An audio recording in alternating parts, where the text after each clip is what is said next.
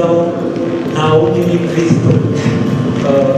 Imana idufashe natwe tureke kugira undi twikomezaho, ahubwo twikomeze kuri Kristo.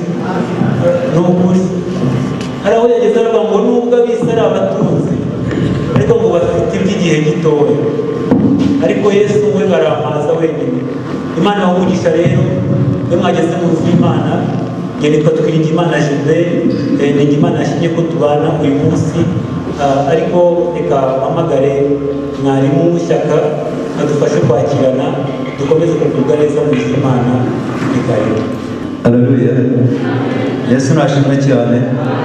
Katwakirane twihuse, dusabe korali abarangwa bahaguruke ndetse na korali Iriba nazo nayo badusuhuze mu izina rya Yesu, ndetse n'abaririmbyi ba Yakini baba bahari bose bahagurukira icyarimwe. Haleluya. Amen. Imana ibahe mwinshi kandi Imana ibagire neza. Reka dusabe abakristo baba bahageze kandi nsaba n'abantu bari hanze bose kugira ngo mubinjize dukore